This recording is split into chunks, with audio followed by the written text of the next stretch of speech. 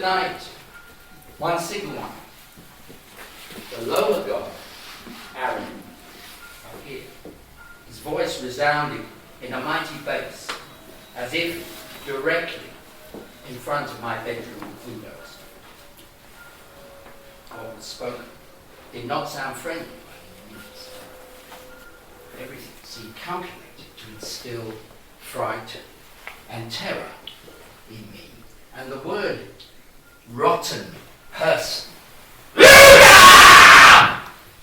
was frequently heard, an expression quite common in the basic language to denote a human being destined to be destroyed by God and to feel God's power and wrath.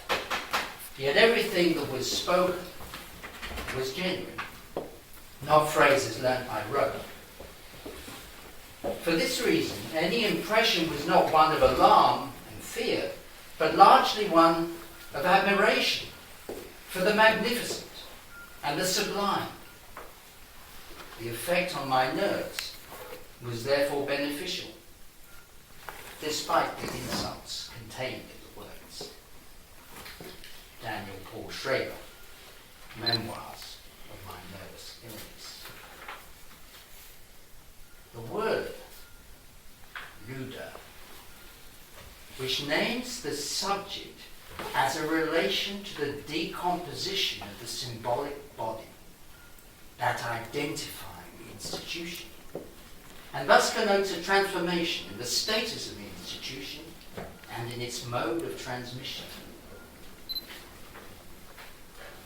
Belief is founded upon the touch of a voice, which makes one believe that one is recognized, known, even loved.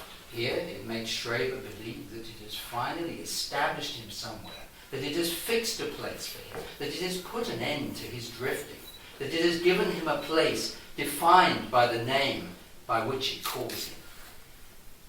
He hands his body over the instant he believes. He executes himself in every sense of the word. He makes himself the body of the signifier.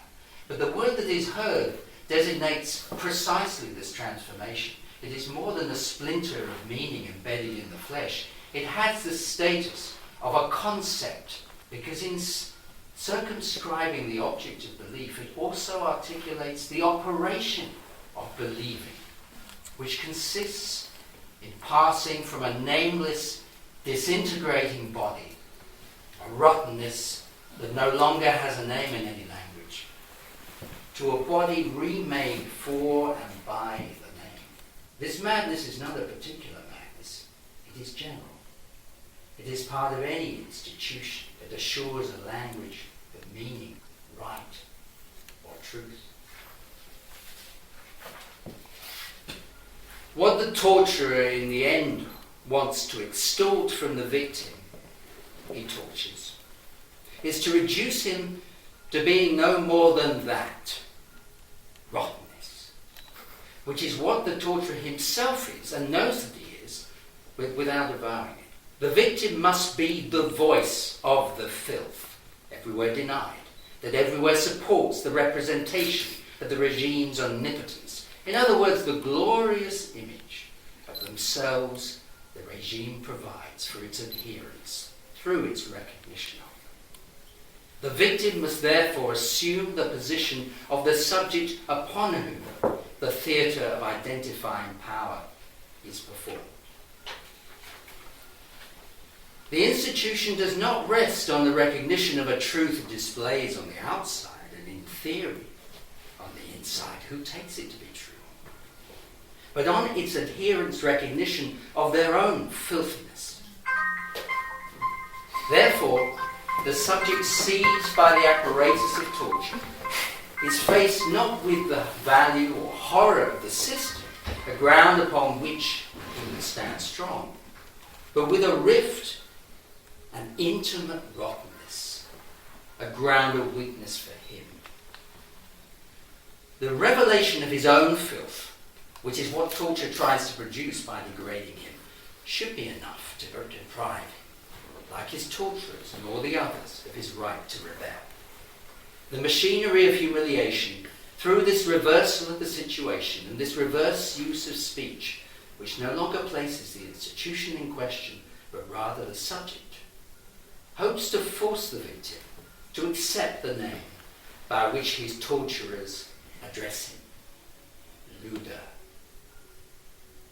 Like Schreber, isolated in the Sonnerstein mental hospital, the torture victim is deprived of the collective guarantees which ensure normality.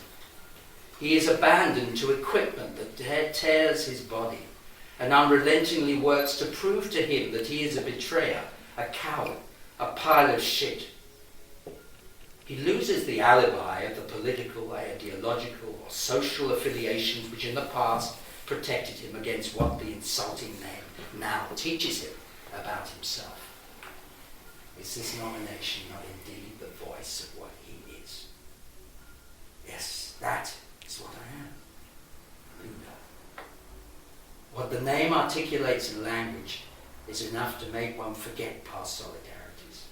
It is that real, lurking behind a fragile self-possession and self-belief. It is a mouth which opens to reveal what is rotten in the state of social relations.